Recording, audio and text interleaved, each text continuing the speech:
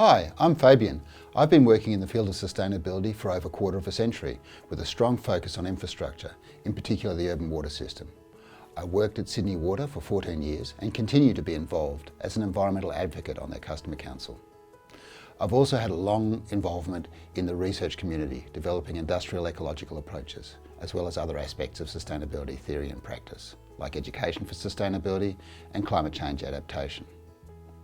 Increasingly, I see these different strands coming together in approaches like the circular economy and, of course, efforts to address the UN Sustainable Development Goals.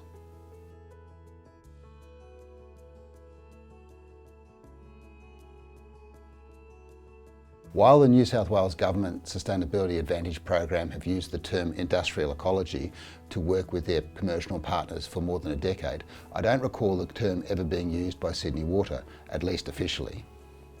But this doesn't mean that Sydney Water hasn't been using an industrial ecology approach. They were an early starter in the use of life cycle assessment in the early 1990s and one of the first enterprises globally to use input-output based ecological footprinting to inform their strategic planning.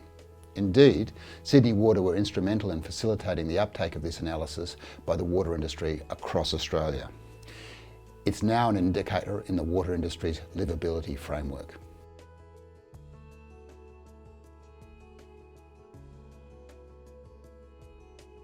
A really good example of how industrial ecology is being put into action is Sydney Water's approach to renewable energy.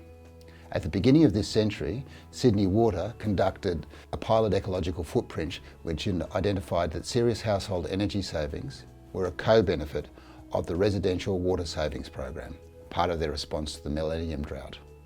This was formalised through a greenhouse gas credit scheme, then operating in New South Wales, which allowed Sydney Water to effectively establish an internal price on carbon that supported a growing portfolio of energy efficiency and renewable energy generation projects. Now, 15 years down the road, Sydney Water, one of Australia's 100 largest energy users, generates 21% of its own energy from renewable sources. The most important of these is cogeneration, where biogas generated during the treatment of sewage is captured and used to generate 62 gigawatt hours of electricity, worth almost $100 million. Sydney Water is now well advanced in expanding this capacity to turn food waste into energy and a process called co-digestion.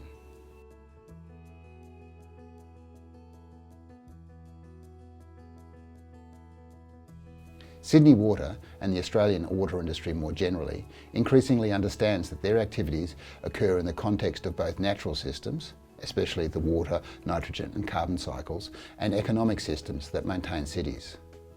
Increasingly, the water industry's strategic planning is framed in terms of delivering social outcomes such as public health, recreation and equity, rather than simply supplying water and sewage products and services.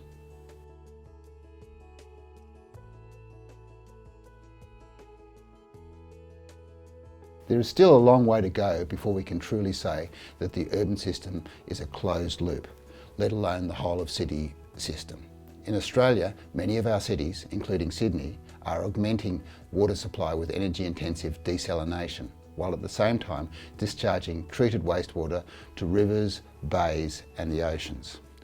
The treatment required to bring this to potable standards has much lower energy demands, and the technology is well proven in other parts of the world. There is also still plenty of potential energy and nutrients to be harvested from the food that is consumed and discarded in our cities, both as green waste and as sewage.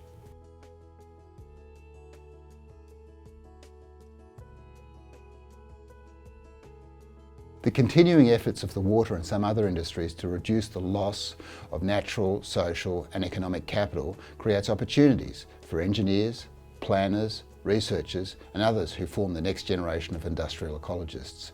Your imagination is what we need to make an increasingly full world livable, sustainable. Please attend my live webinar where I will provide many more examples of industrial ecology in practice and try to answer any questions that you have.